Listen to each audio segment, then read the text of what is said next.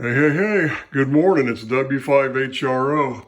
Well, it's almost noon here in California. It's probably early afternoon, past lunch in the East Coast. So I had some projects I'm going to start working on, and I was setting everything up out here. I did get my AC unit. See it there? It works pretty good. I mean, I turned it on yesterday when it got to be about 86 degrees outside. It peaked about 87 yesterday, and I turned it on, and it cooled the garage down at least 10 degrees, maybe a little bit more. So it did make a difference. This thing's only good for like 250 square feet. This garage is like 500 square feet, so it's only about half of what it needs to be to do the whole garage. But this is just temporary for a couple of years.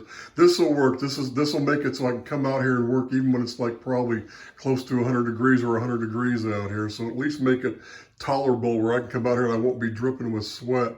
And there, see, it's going through the window and everything. And there's my little portable heater. I pulled it out of where I had it stacked, and it was not covered up. It's this thing, I used that in San Jose in one room in the house because it used to get kind of cold, and it sat out in my garage in San Jose for about 3 years. It's sat here now for 3 or 4 years here in Cameron Park. So I just need to clean that all up. I'm gonna take it apart. It's got a coating of film on it because it's just been sitting in the garage. So I'm gonna take it apart, clean it all out, get the dust out of it, blow it out, and then just put it all back together and make sure it's good and clean. I'll wrap it up and save it for this winter. But that'll get me by. These 2 units will get me by for a couple of years. Then I'm going to get a mini split to mount up there above that window and with the compressor outside, and that'll cool the whole garage. But this was just a cheap kind of workaround for at least a couple of years, so I can at least have have some kind of environmentally controlled, temperature out here, whatever you want to call it. But I'm going to work on this Nye Viking tuner. I bought this a few years ago, maybe 2 years ago, 3 years ago, and I did a video on it, but I never did get around to finishing the thing. I just need to get out my 250 watt, 280 watt soldering gun. That thing gets really hot. That'll do it in a heartbeat. But the only thing that's wrong with it is this wire came off the ground terminal because the previous owner, it looks like that's where they were connecting their ground in back, and it looks like the screw spun around and it broke it off the terminal, but that's a quick fix, so that's pretty easy. What I'm going to do is I have a remote tuner on my ground mounted vertical out and back. I have a 75-80 meter full height quarter wave vertical with ground radials. And I'm gonna rebuild that tuner. I'm gonna have to probably wait till late in the fall now when it starts to cool down some, because it's already getting up close to 100 degrees some days. One day last week it was 100 degrees. It actually got up to 102, believe it or not. It was hot. But this is a Pi network, so what I'm going to do is I'm going to temporarily get this going so I can just bypass that remote tuner. I can just unscrew the coax from it and screw it right at the base of the antenna and bypass it. And I'm going to use this temporarily until I get a chance to do some work. Well, the remote tuner is still working, so I'll probably keep using it, but I want to get this ready for when I disconnect it, I can use this. But this is a Pi network, which is kind of unusual. There really needs to be a switch, if you can see this or not. There needs to be a switch to disconnect these capacitors from the input, because there's certain radios you try to load up, that capacitance is going to mess it up. So I need the ability to break that connection. I was looking in here, and there's some room right in here. I can mount a ceramic switch, but that capacitor is right there. And I can mount a ceramic switch where it connects both of them together. I can mount a ceramic switch and where I can just disconnect it or connect it, and that'll solve my problem. That way I can have a Pi network or an L network, and that'll work a lot better. So I took it apart to clean it, and I never put the knobs back on. I had them sitting over here in this thing. It was in the shack, the room in the shack room and inside the house here, behind this wall over here. My shack's right behind this wall, so that's that room. And I never did get a chance to finish it, so I'm going to take this thing the rest of the way apart. Probably put a coat of wax on this today. I'm going to put the knobs back on.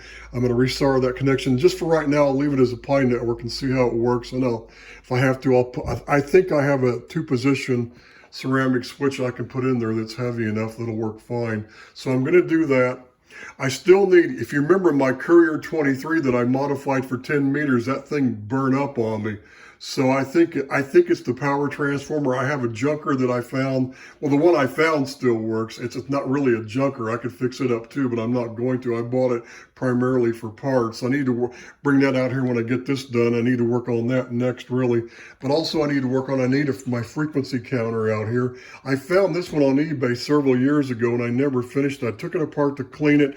The red plastic, bezel on the back side of this, front of it, it had kind of was like loose. It was coming off. So I took the front off of it. And I got in there and I took it out and I put it in this envelope. It's been taped on top of this thing. So I'm going to get in here. I'm going to glue that back on. But that counter works fine. So I've got a counter for in the shack here. That'll work good enough for now. And then what I need is a watt meter. I don't want to, because if I don't get an extra watt meter, I'm going to have to keep running in the shack, unhook the one that I'm using or the two that I'm using and bring it in here and then take it back. And that's going to be a pain.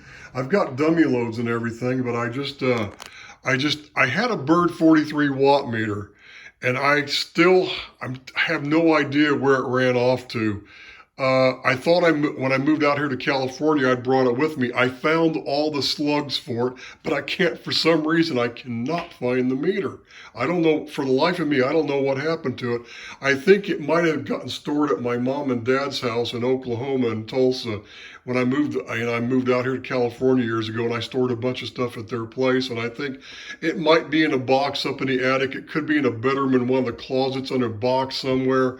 I'll have to, next time we're going to go back there again here later on this year, and I'll probably dig around for it one more time. But that's what I need out here. I need my Bird 43, and I don't know where it is. I have the slugs, but I can't find it. So anyway, there's the story. Now, I have the my FL 2100B, this one that I found, this like mint condition. It was like new old stock. I think what happened is this was like probably a demo model at a ham shop somewhere, an amateur radio shop somewhere in the U.S. The guy I got it from, I think he was in Washington. I'm trying to remember, maybe not. But that thing's like brand new. Now, the guy that I got it from, he wanted, for some reason, even though it hadn't really ever been used, he bought the Herbach capacitor kit for it. So he went ahead and I got it free. He included it with my purchase when I bought that amp. So I have the complete, cap replacement kit. And also I found these on eBay. This is the soft start module for it. And then I also have the inrush protection module. So I'm going to install both of those. And the reason you need the soft start is because these things were designed, the key, there's a connection on the back that you use to key the thing, right? To key the relay. And it's manually, what they did was, these things were designed for the old Yaesu FT101Bs and FT101Es, right? So there's a high negative voltage coming off of that jack to the FT101s. And you cannot connect a modern radio to that because you could damage the circuit in the modern solid state radio. So I'm going to go ahead and install this soft key circuit, then it'll work on anything. And I got the cap kit. I'll probably just go ahead and do the whole thing at once. And I don't know, the tubes could be a little soft in this thing. I loaded it up on 10 meters one day, but I don't know. I didn't really have that much power going into it. So we'll see what happens. But that amp's like brand new. So I've got the full kit for it and everything. So I'm going to do that because my plan is I'm probably going to get one of those FL 2100B, those black covers that people sell like on eBay and Amazon. You can get those covers. I'm probably going to buy one so I can keep it covered out here because I'm going to use this amp out here in the garage. I am going to run my antenna lines down here at some point with a coax switch where my main antenna connection hub is in the utility room down that hallway through that door. It's in its own room where the water heater is. So I'm going to put a switch there so I can switch all my antennas out here when I need to. But I don't know. I was thinking about, I might put one of my receivers here, like my RME 6900 and a transmitter here. Or I might just, mount like a solid state small, like my Lenco or something. I could use it in here temporarily and in the car. And when it's not in the car, I could just bring it here and use it with this amp. So that'll be fine. That'll work. But I am going to set up a station out here so I can listen while I'm working on stuff, and everything else. But I did go ahead. Remember the last time when I did the first video, I showed off this RDS1 Digiscan. I went ahead. This is the first one the guy sold me that I sent back, and he put it back online for sale, so I grabbed it too. I told the guy, I just should have had you, instead of sending this one back the first time, I just could have, you know, kept this one and just also bought this one from him. But we went through like a two-step process. He relisted this one I sent back. And this is the one that has the crystal board for the later model radios.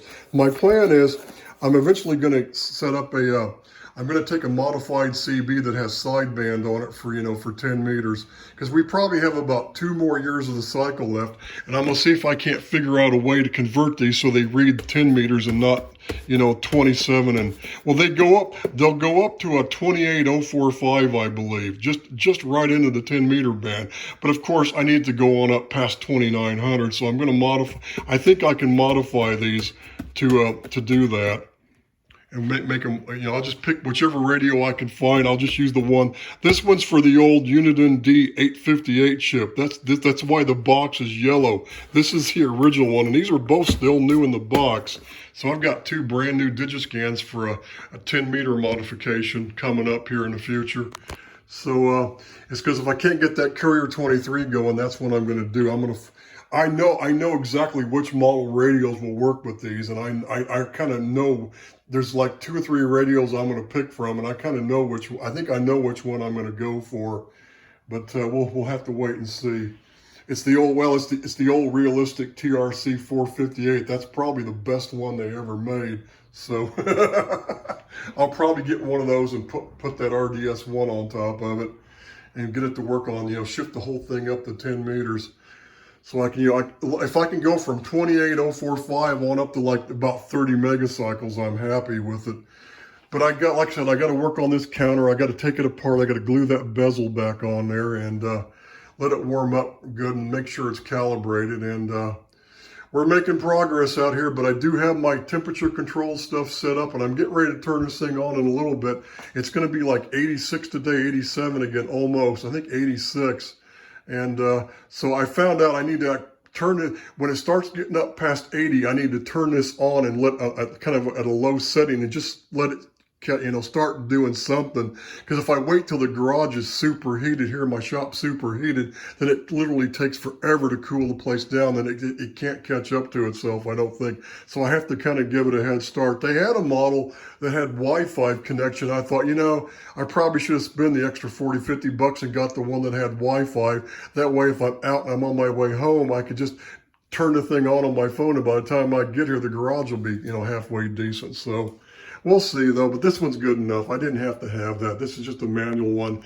I could set a timer if I leave and have to leave for a few hours and come back. I could set the timer. I could make it come on or something. Well, there's no clock. I guess it's a timer for how long it stays on, so I guess that wouldn't work. There's no way to make it come on at a certain time, but that's okay. It'll be fine. So like I said, I'm making progress out here, and I do have projects set up here. I'm going to work on this today. I'm going to try to get this done by tomorrow.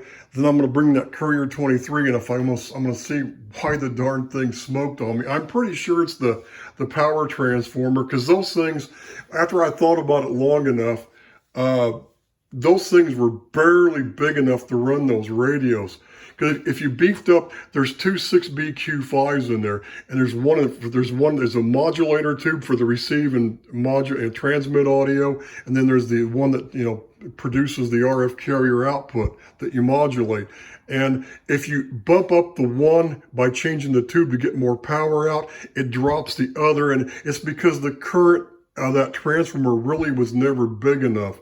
So it was barely big enough. You had to have both the modulator and the RF output tube balanced, drawing about the same amount of current to get everything equalized, so it doesn't do that. And I think I beefed up the radio, you know, and it just, when I beefed up the modulation and I put that Dimco audio compressor box on there with the microphone, it was driving the thing so hard that I don't think the power transformer could keep up with it. And I think that's what happened. It just gave out on me.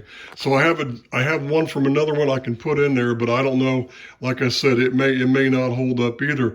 I'd probably be better off just putting a different power transformer in there and unhooking the what do you call, the vibrator circuit that works for DC. I don't even need that really.